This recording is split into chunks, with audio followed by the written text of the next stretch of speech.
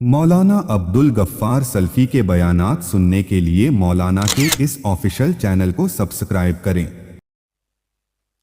अस्सलामु अलैकुम वरहमतुल्लाहि वबरकातुहू। अल्हम्दुलिल्लाहि रब्बिल आलमीन वल आक़िबतु लिल मुत्तक़ीन वस्सलातु वस्सलामु अला सय्यिदिल अंबियाइ वल मुरसलीन व अला आलिहि व सहबिहि अजमईन अम्मा बाद।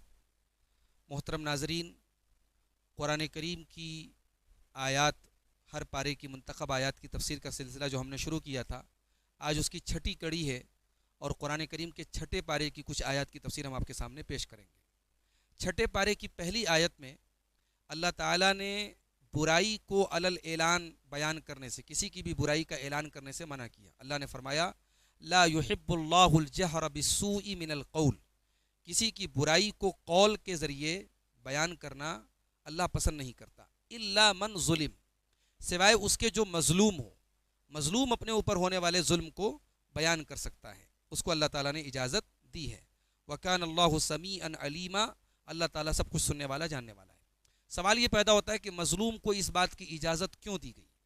मज़लूम को इसलिए दी गई ताकि उसका गुस्सा ठंडा हो जाए और वो एक्शन के रिएक्शन पर ना उतर जाए और वो जालिम से बदला लेने के लिए कोई अमली इक़दाम न कर बैठे। इसलिए शरीयत ने उसको इजाज़त दी मज़लूम को कि वो उसका ऐलान कर सकता है। उसके बाद अल्लाह ने फरमाया इन तुब्दू खैरन औ तुख्फूहु औ तअफू अन सूइन फ़इन्नल्लाह कान अफ़ुव्वन क़दीरा, अगर तुम भलाई को ज़ाहिर करते हो या छुपा करके भलाई करते हो या किसी के गलत सलूक पर तुम उसको माफ़ कर देते हो, तो बेशक अल्लाह ताला बहुत माफ़ करने वाला और कुदरत रखने वाला है। यानी जब अल्लाह ताला कुदरत रखने के बावजूद अपने गुनहगार बंदों को माफ़ कर देता है, तो तुम्हारे साथ भी अगर कोई ज़्यादती करे तो तुम माफ़ कर दिया करो, दरगुजर कर दिया करो। उसके बाद अल्लाह ताला ने यहूदियों के जराइम का जिक्र किया। फरमाया वक़ौलिहिम इन्ना क़तलनल मसीहा ईसा इब्न मरियम रसूलल्लाहि वमा क़तलूहु वमा सलबूहु वलाकिन शुब्बिह लहुम, कि ये यहूदी कहते हैं, यहूदियों के ये कहने की वजह से भी उनके ऊपर अल्लाह की लानत हुई कि वो ये कहते हैं कि हमने कत्ल किया मसीह को, ईसा इब्न मरियम को, जो अल्लाह के रसूल हैं। वमा क़तलूहु, हालांकि उन्होंने ना तो ईसा को कत्ल किया, वमा सलबूहु, और ना उनको सूली पे चढ़ाया, वलाकिन शुब्बिह लहुम, बल्कि उनको शुबह में डाल दिया गया। व इन्नल्लज़ीना इख्तलफ़ू फ़ीहि लफ़ी शक्किम मिन्हु, और जो लोग ईसा अलैहिस्सलाम के बारे में इख्तलाफ कर रहे हैं वो उनके बारे में शक में मुब्तला हैं। मा लहुम बिही मिन इल्मिन इल्ला इत्तिबाअज़्ज़न, उनके बारे में उनको कोई इल्म नहीं है सिवाय गुमान की पैरवी के। वमा क़तलूहु यकीना, और यकीनी तौर पर उन्होंने उनको कत्ल नहीं किया। यहाँ अल्लाह ताला ने, चूँकि यहूदी बतौर फ़ख्र कहते थे कि हमने ईसा इब्न मरियम को, जो अल्लाह के रसूल है, हालांकि उनको अल्लाह के रसूल मानते नहीं थे, यानी ये उनकी जुरत थी कि वो ये भी कहते थे कि हमने कत्ल किया, और किसको कत्ल किया? ईसा इब्न मरियम को, जो अल्लाह के रसूल हैं। तो अल्लाह ताला ने उनके इस कौल को भी बयान किया और कहा कि ये इतने बड़े मक्कार और इतने बड़े दगाबाज थे कि उन्होंने ईसा इब्न मरियम को कत्ल किया, और ये दावा भी कर रहे हैं कि हम अल्लाह के रसूल ईसा इब्न मरियम को हमने कत्ल किया। और यहाँ ये भी पता लगा, इससे ईसाइयों की भी तरदीद हो गई। वमा सलबूहु, कि ना तो उन्होंने ईसा को सूली पे चढ़ाया, यानी जो ईसाइयों के एक अकीदा है कि ईसा अलैहिस्सलाम सूली पर चढ़ गए, वो अकीदा भी गलत है। और यहूदियों ने जो ये दावा किया कि हमने कत्ल किया, अल्लाह ने उसकी भी तरदीद कर दी कि उन्होंने कत्ल नहीं किया, बल्कि अल्लाह ताला ने उनको जिंदा आसमान में उठा लिया। उसके बाद फरमाया फ़बिज़ुल्मिम मिनल्लज़ीना हादू हर्रमना अलैहिम तय्यिबातिन उहिल्लत लहुम व बिसद्दिहिम अन सबीलिल्लाहि कसीरा, कि यहूदियों के जुल्म की वजह से हमने उनके ऊपर वो पाकीज़ा चीज़ें हराम कर दी जो उनके लिए हलाल की गई थी। इससे ये पता चला कि उनके जुल्म और सरकशी की वजह से और उनके सूद और ब्याज वगैरह खाने की वजह से अल्लाह ताला ने हलाल चीज़ों को उनके ऊपर हराम कर दिया, क्योंकि अल्लाह ताला का एक उसूल है अल जज़ाउ मिन जिन्सिल अमल, जैसा अमल होता है वैसी अल्लाह ताला के यहाँ सज़ा होती है। उसके बाद अल्लाह ताला ने रसूलों के भेजे जाने का मकसद बयान किया। फरमाया रुसुलन मुबश्शिरीना व मुनज़िरीना लिअल्ला यकूना लिन्नासि अलल्लाहि हुज्जतुन बअदर रुसुल, कि हमने जिन रसूलों को भेजा ये बशारत सुनाने वाले और डराने वाले बन कर के आए, ताकि लोगों के पास अल्लाह के यहाँ इन रसूलों के आ जाने के बाद कोई हुज्जत बाकी ना बचे। यानी अल्लाह ताला जब इन काफिरों और मुशरिकों को अजाब दे तो वो ये ना कह सकें कि हमें कोई समझाने वाला नहीं आया था। अल्लाह ताला ने इत्माम हुज्जत के तौर पर अपने रसूलों को भेजा, ताकि वो ये ना कह सकें लौला अरसलता इलैना रसूलन फनत्तबिअ आयातिका मिन क़ब्ल अन नज़िल्ला व नख़ज़ा। ये सूरह तहा की आयत है कि ऐ अल्लाह, तूने हमारी तरफ कोई रसूल क्यों नहीं भेजा تاکہ ہم تیری آیتوں کی اتباع کرتے. تو اللہ تعالیٰ نے اس کا جواب دیا یہاں کہ ہم نے اسی لیے رسولوں کو بھیجا ہے. اس کے بعد اللہ تعالیٰ نے فرمایا لیکن اللہ یشہد بما انزل الیک انزلہ بعلم. اللہ گواہی دیتا ہے اے نبی جو کلام آپ کے اوپر اللہ تعالیٰ نے نازل کیا ہے یہ کلام اللہ نے اپنے علم کے ذریعے نازل کیا. عطا ابن صائب کہتے ہیں کہ مجھے ابو عبد الرحمن السلمی جب قرآن پڑھاتے تھے اور جب ان کے پاس کوئی قرآن پڑھتا تھا تو وہ کہتے تھے قد اخذت علم اللہ، کہ تم نے اللہ کے علم کو حاصل کیا ہے اور آج تم سے کوئی افضل نہیں ہو سکتا سوائے عمل کے. علم میں تو تم سے کوئی افضل نہیں ہو سکتا کیونکہ تم اللہ کا علم لے کے جا رہے ہو. اور اس کے بعد یہی آیت پڑھتے تھے انزلہ بعلمہ، کہ اللہ تعالیٰ نے اس قرآن کو اپنے علم کے ذریعے اتارا ہے. اس کے بعد محترم ناظرین جو اگلی آیت ہمارے سامنے ہے وہ اہل کتاب کے بارے میں ہے. یا اہل الکتاب لا تغلو فی دینکم، اے اہل کتاب اپنے دین کے سلسلے میں غلو مت کرو.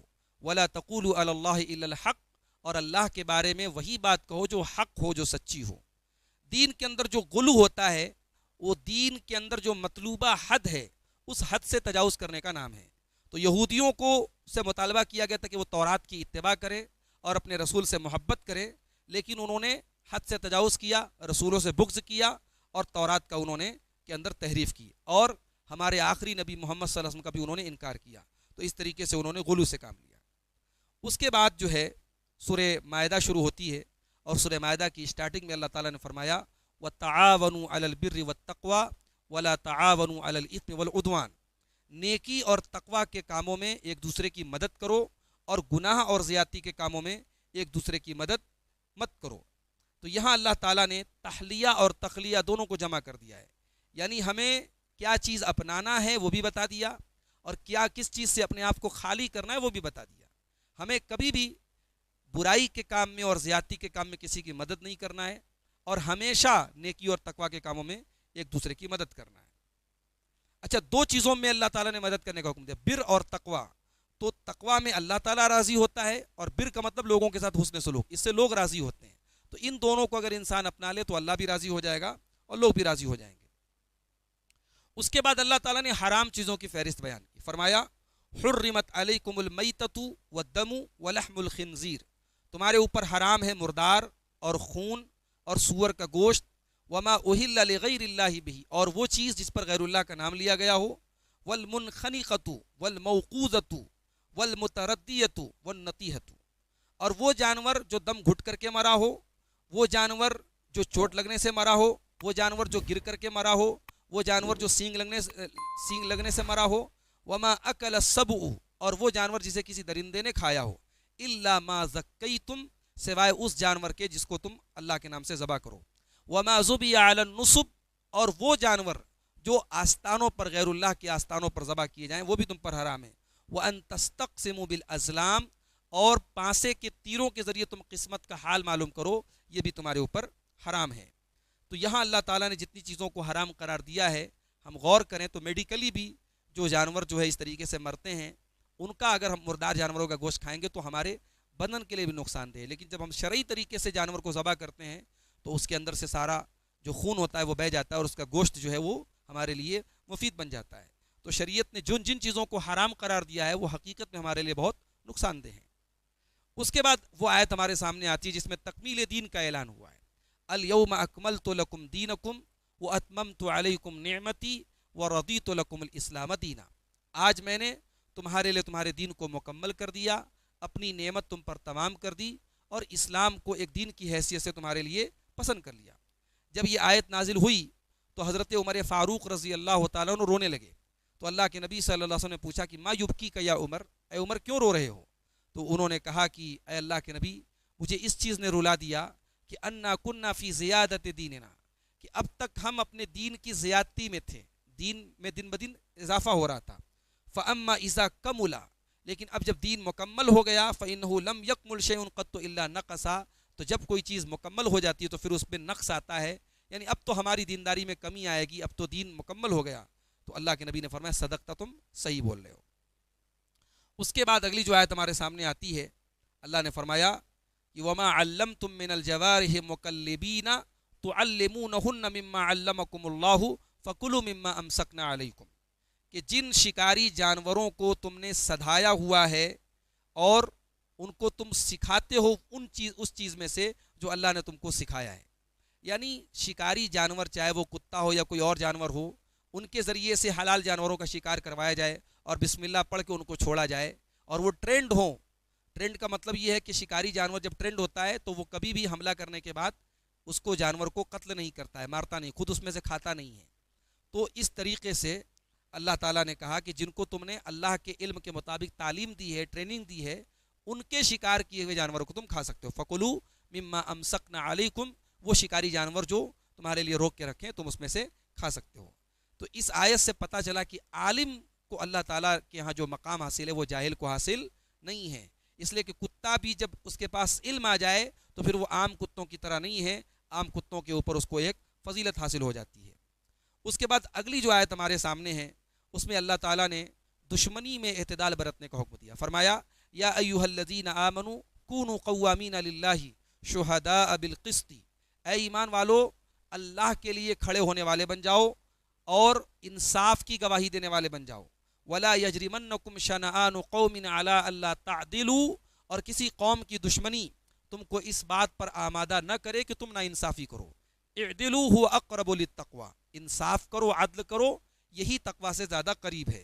واتقوا اللہ ان اللہ خبیر بما تعملون, اور اللہ سے ڈرو, بے شک اللہ جو کچھ تم کرتے ہو اس کو جانتا ہے. تو یہاں اللہ تعالیٰ نے اس اصول کی نفی کر دی جو اصول دنیا میں بنایا گیا کہ everything is fair in love and war, کہ پیار میں اور جنگ میں سب جائز ہے. پیار میں بھی سب جائز نہیں اور جنگ میں بھی سب جائز نہیں. یہاں اللہ تعالیٰ نے انصاف کرنے کا حکم دیا کہ جس کے ساتھ تمہاری دشمنی ہے اس کے ساتھ بھی تم انصاف کرو. اس کے بعد اگلی جو آیت ہمارے سامنے یہودیوں کے بارے میں ہے, فَبِمَا نَقْضِهِمْ مِيثَاقَهُمْ لَعَنَّاهُمْ, یہودیوں نے اللہ تعالیٰ سے جو عہد و پیمان کیا تھا اس پیمان کو توڑا تھا, اس وجہ سے ہم نے ان کے اوپر لعنت کی. وَجَعَلْنَا قُلُوبَهُمْ قَاسِيَةً, اور ہم نے ان کے دلوں کو سخت بنا دیا. يُحَرِّفُونَ الْكَلِمَ عَن مَّوَاضِعِهِ, وہ اللہ تعالیٰ کے کلام کو اس کی جگہوں سے ہٹاتے ہیں, تحریف کرتے ہیں. وَنَسُوا حَظًّا مِّمَّا ذُكِّرُوا بِهِ, اور جس چیز کی ان کو نصیحت کی گئی, وَنَسُوا حَظًّا مِّمَّا ذُكِّرُوا بِهِ, اور جس چیز کی ان کو نصیحت کی گئی تھی اس چیز کو انہوں نے بھلا دیا. اس سے یہ پتہ لگا کہ جب دل انسان کا سخت ہو جاتا ہے تو یہ بھی سمجھو اللہ تعالیٰ کا بہت بڑا عذاب ہے. یہودیوں کے جرائم کی وجہ سے اللہ تعالیٰ نے ان کے دل کو سخت بنا دیا اور ان کے اوپر پھر مواعظ کا, نصیحتوں کا کوئی اثر ہونا بند ہو گیا, اور نہ ہی جنت کا شوق اور جہنم کا ڈر جو ہے ان کے دل میں رہ گیا. اس کے بعد اللہ تعالیٰ نے حضرت موسیٰ کا ایک واقعہ بیان کیا کہ موسیٰ علیہ السلام نے جب بنی اسرائیل سے کہا کہ تم بیت المقدس کے اندر داخل ہو جاؤ, تو اس وقت بیت المقدس میں عمالقہ نام سے ایک قوم تھی جو بڑی طاقتور قوم تھی. تو بنی اسرائیل نے وہاں جانے سے انکار کر دیا. قالوا یا موسیٰ انا لن ندخلها ابدا ما داموا فیہا, اے موسیٰ ہرگز ہرگز ہم بیت المقدس میں داخل نہیں ہوں گے جب تک وہ عمالقہ وہاں پر ہیں. فاذهب انت وربك فقاتلا انا هاهنا قاعدون, تو اے موسیٰ جاؤ تم اور تمہارا رب جا کر کے لڑو, ہم یہاں بیٹھے رہیں گے. یہ ان بدتمیزوں کی اور ان گستاخوں کی گستاخی تھی. ذرا غور کیجئے کہ یہ ان کا جواب تھا, اور ایک طرف ہمارے پیارے نبی صلی اللہ علیہ وسلم کے صحابہ تھے. جب اللہ کے نبی نے غزوہ بدر کے موقع پر صحابہ سے مشورہ کیا تو صحابہ نے کہا کہ لسنا نقول لک کما قالت بنو اسرائیل لموسیٰ, اے اللہ کے نبی ہم وہ جواب آپ کو نہیں دیں گے جو بنی اسرائیل نے موسیٰ سے کہا تھا, بلکہ ہم آپ سے کہیں گے اذهب انت وربک فقاتلا انا معکما مقاتلون, اے اللہ کے نبی آپ اور آپ کا رب بھی ان دشمنوں سے جنگ کیجیے اور ہم بھی آپ کے ساتھ قتال کرنے کے لیے تیار ہیں. قال فإنها محرمة عليهم 40 سنة, اب جب انہوں نے اللہ تعالیٰ کی راہ میں قتال کرنے سے انکار کر دیا تو سزا کیا ملی ان کو؟ اللہ نے بیت المقدس کی سرزمین ان یہودیوں پر 40 سال تک حرام کر دی. کہا کہ یہ سرزمین ان کے اوپر 40 سال تک حرام ہے. یتیہون فی الارض, 40 سال تک اس صحرا میں بھٹکتے رہیں گے.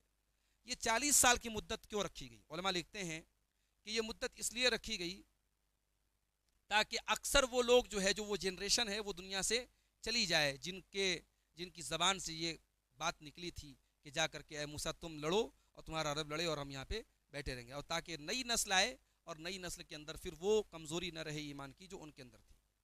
اس کے بعد اللہ تعالیٰ نے حضرت آدم کے 2 بیٹوں کا واقعہ بیان کیا. وَاتْلُ عَلَيْهِمْ نَبَأَ ابْنَيْ آدَمَ بِالْحَقِّ اذ قربا قربانا فتقبل من احدهما ولم يتقبل من الاخر. اے نبی بیان کیجیے آدم کے دو بیٹوں کا واقعہ سچائی کے ساتھ. جب دونوں نے قربانی پیش کی تو ایک کی قربانی قبول کر لی گئی اور دوسرے کی قربانی قبول نہیں کی گئی. قال لأقتلنک، تو اس نے کہا کہ میں تجھے قتل کر دوں گا. قال انما يتقبل اللہ من المتقین، تو اس کے بھائی نے کہا کہ اللہ تعالیٰ متقیوں کی قربانی کو قبول کرتا ہے. لئن بسطت الی یدک لتقتلنی ما انا بباسط یدی الیک لاقتلک، اگر تو نے میری طرف اپنا ہاتھ بڑھایا مجھے قتل کرنے کے لیے تو میں تیری طرف اپنا ہاتھ نہیں بڑھاؤں گا تجھے قتل کرنے کے لیے. انی اخاف اللہ رب العالمین، بے شک میں اللہ سے ڈرتا ہوں جو رب العالمین ہے. انی ارید ان تبوء باثمی واثمک فتکون من اصحاب النار، بے شک میں یہ چاہتا ہوں کہ تو میرا گناہ بھی اپنے سر پہ لے لے اور اپنا گناہ بھی اپنے سر پہ لے لے. یعنی اگر میں تجھے قتل کرنے کا ارادہ کرتا تو یہ ایک گناہ ہوتا، وہ میں ارادہ ہی نہیں کروں گا، تو مجھے قتل کرے گا اگر تو اس کا گناہ بھی ہوگا، اور قتل کرنے کا جو ارادہ تو میرا کر رہا ہے تو میرا اور اپنا دونوں کا گناہ تو اپنے سر پہ لے لے اور تو جہنمیوں میں سے ہو جائے. وذالک جزاء الظالمین، اور ظالموں کا یہی بدلہ ہے. فطوعت له نفسه قتل اخی فقتله فاصبح من الخاسرین، تو اس کے نفس نے اس کے لیے اپنے بھائی کے قتل کو اس کی نظروں میں اچھا بنا دیا اور اس نے اپنے بھائی کو قتل کر دیا. یعنی قابیل، دونوں بھائیوں کا جو نام بتایا گیا علماء تفسیر نے لکھا ہے حابیل اور قابیل، تو قابیل نے اپنے بھائی حابیل کو قتل کر دیا. فاصبح من الخاسرین، اور اس طریقے سے وہ خسارہ اٹھانے والوں میں سے ہو گیا. فبعث اللہ غرابا یبحث فی الارض، تو اللہ تعالیٰ نے کوے کو بھیجا جو زمین میں جا کر کے تلاش کرے، لیریہ کیف یواری سوءۃ اخیہ، تاکہ قابل کو دکھائے کہ وہ اپنے بھائی کی لاش کو کیسے چھپائے گا. قال یا ویلتا اعجزت ان اکون مثل ھذا الغراب، تو قابل نے کہا کہ ہائے میری بربادی، کیا میں اس کوے کے جیسا ہونے سے بھی عاجز ہو گیا. فاواری سوءۃ اخی، اور میں اس کوے کی طرح اپنے بھائی کی لاش کو نہیں چھپا سکا. فاصبح من النادمین، تو وہ نادم ہو گیا اور شرمندہ ہو گیا. اس واقعے سے یہ معلوم ہوا کہ حسد بہت خطرناک چیز ہے. دنیا کا پہلا جو قتل ہوا وہ اسی حسد کی وجہ سے ہوا. اور یہ بھی پتہ چلا کہ اللہ تعالیٰ کے یہاں جو اعمال صالحہ قبول ہوتے ہیں وہ اللہ تعالیٰ تقویٰ کی بنیاد پر قبول کرتا ہے. آپ کا عمل کتنا بڑا ہے یہ میٹر نہیں کرتا، اس کے پیچھے تقویٰ ہے کہ نہیں، اخلاص نہیں، یہ میٹر کرتا ہے. اور یہ بھی معلوم ہوا اس واقعے سے کہ انسان اپنے نفس کی خواہشات سے ہوشیار رہے، ورنہ نفس اس کو ہمیشہ غلط کاموں پر آمادہ کرتا ہے. قابیل کے نفس نے اس کو آمادہ کیا اپنے بھائی کے قتل پر اور اس نے قتل کر دیا. اس کے بعد اللہ تعالیٰ نے اپنے لیے وسیلہ تلاش کرنے کا حکم دیا. فرمایا یا ایھا الذین آمنوا اتقوا اللہ وابتغوا الیہ الوسیلہ، اے ایمان والو اللہ سے ڈرو اور اللہ کی بارگاہ میں وسیلہ تلاش کرو. ہم لوگ عام طور سے اردو جاننے والے جو وسیلہ کا معنی سمجھتے ہیں وہ سفارش سمجھتے ہیں یا سورس سمجھتے ہیں، لیکن وسیلہ یہاں پہ اللہ کا تقرب حاصل کرنا، اللہ کا قرب حاصل کرنا. تو اللہ کہہ رہا ہے کہ اللہ سے ڈرو اور اللہ کا قرب تلاش کرو. اب اللہ کا قرب کس چیز سے تلاش کریں گے؟ آگے اللہ نے فرمایا وجاہدوا فی سبیلہ، نیک اعمال سے اللہ کا وسیلہ تلاش کرو، اللہ کا قرب تلاش کرو. اور اس میں سے ایک اہم ترین عمل کیا ہے؟ اللہ کی راہ میں جہاد کرنا ہے، لعلکم تفلحون، تاکہ تم کامیاب ہو جاؤ. اس کے بعد اللہ تعالیٰ نے چوری کی حد بیان کی. فرمایا والسارق والسارقۃ فاقطعوا ایدیہما، چوری کرنے والے مرد اور چوری کرنے والی عورت کا ہاتھ کاٹ دو. یہاں قابل غور بات یہ ہے کہ جب زنا کا ذکر آیا تو وہاں اللہ تعالیٰ نے الزانیۃ، زناکار عورت کا ذکر پہلے کیا، اور یہاں چوری کے سلسلے میں مرد کا ذکر پہلے کیا. تو چونکہ مردوں کے اندر مال کی محبت زیادہ ہوتی ہے اور شہوت کا جو معاملہ ہوتا ہے وہ عورتوں کے یہاں زیادہ ہوتا ہے، اس لیے اللہ تعالیٰ نے وہاں زانیہ کا ذکر پہلے کیا اور یہاں ساری کا ذکر پہلے کیا. اس کے بعد اللہ تعالیٰ نے مرتد جو لوگ ہو جائیں ان کو خبردار کرتے ہوئے فرمایا یا ایھا الذین آمنوا من یرتد منکم عن دینہ فسوف یأتی اللہ بقوم یحبہم ویحبونہ، اے ایمان والو جو تم میں سے اللہ کے دین سے مرتد ہو جائے تو وہ یہ بات یاد رکھے، فسوف یأتی اللہ بقوم، ان قریب اللہ تعالیٰ ایسی قوم کو لائے گا، یحبہم ویحبونہ، جن سے اللہ محبت کرے گا اور وہ اللہ سے محبت کریں گے. اذلۃ علی المؤمنین عزۃ علی الکافرین، اور وہ مومنوں پر نرم ہوں گے اور کافروں پر سخت ہوں گے. یجاہدون فی سبیل اللہ، اور وہ اللہ کی راہ میں جہاد کریں گے. ولا یخافون لومۃ لائم، اور کسی ملامت کرنے والے کی ملامت سے نہیں ڈریں گے. ذالک فضل اللہ یؤتیہ من یشاء، اللہ تعالیٰ کا یہ فضل ہے، اللہ جس کو چاہتا ہے دیتا ہے. واللہ واسع علیم، اللہ تعالیٰ کشادگی والا اور علم والا. اس آیت سے معلوم ہوا کہ سختی کی جگہ سختی اور نرمی کی جگہ نرمی, اللہ کے دشمنوں پر سخت ہونا اور آپس میں رحم دل ہونا, یہ بھی ایمان کی ایک نشانی ہے. اس کے بعد چھٹے پارے کے آخر میں اللہ تعالیٰ نے اپنے رسول کو حکم دیا, یا ایھا الرسول بلغ ما انزل الیک من ربک, اے رسول آپ کو جو نازل کیا گیا آپ کی طرف اس کو آپ پہنچا دیجئے. وَإِن لَّمْ تَفْعَلْ, اور اگر آپ نے ایسا نہیں کیا, فَمَا بَلَّغْتَ رِسَالَتَهُ, تو آپ نے اللہ کی رسالت کا حق ادا نہیں کیا. وَاللَّهُ يَعْصِمُكَ مِنَ النَّاسِ, اور اللہ تعالیٰ آپ کی حفاظت کرے گا لوگوں سے. إِنَّ اللَّهَ لَا يَهْدِي الْقَوْمَ الْكَافِرِينَ, اللہ کافروں کو ہدایت نہیں دیتا. یہ آیت ان روافظ کا رد ہے جو یہ کہتے ہیں کہ قرآن مکمل نہیں ہے اور اصلی قرآن ان کے 12ویں امام کے پاس ہے, اور حضرت عثمان غنی رضی اللہ تعالیٰ عنہ نے جس قرآن پر سب کو جمع کیا, اور جو قرآن حضرت ابوبکر صدیق کے دور میں جمع کیا گیا اور بعد میں حضرت عثمان نے اس کی کاپی بنا کر پورے عالم اسلام میں بٹوائی, اس قرآن کو وہ محرف مانتے ہیں اور کہتے ہیں اس میں بہت ساری آیتیں موجود نہیں ہیں. تو روافظ کے اس عقیدے کا رد ہوتا ہے کہ اگر ایسا ہے تو پھر رسول نے اللہ کا پیغام کہاں پہنچایا؟ رسول نے جو قرآن ہمیں دیا اگر وہ قرآن ہی ہمارے پاس نہیں ہے تو پھر اللہ تعالیٰ کے رسول ہونے کا کیا مطلب ہے؟ اس لیے یہ آیت رد کرتی ہے ان روافظ کا. اور اس کے بعد آخر میں اللہ تعالیٰ نے حضرت عیسیٰ اور ان کی ماں مریم دونوں کی الوہیت پر رد کیا. عیسائی دونوں کو الہ مانتے ہیں, معبود مانتے ہیں, دونوں کا بڑا خوبصورت رد کیا. اللہ نے فرمایا مل مسیح ابن مریم الا رسول, کہ مسیح ابن مریم نہیں ہے مگر ایک رسول. قد خلت من قبلہ الرسل, ان سے پہلے بھی رسول آئے ہیں. وامہ صدیقہ, اور ان کی ماں صدیقہ ہیں, ان کی ماں مریم اللہ کی سچی بندی ہیں. کانا یاکلان الطعام, اور یہ دونوں کھانا کھاتے تھے. دونوں کھانا کھاتے تھے یعنی دونوں محتاج تھے, اور جو رب ہو وہ محتاج نہیں ہو سکتا.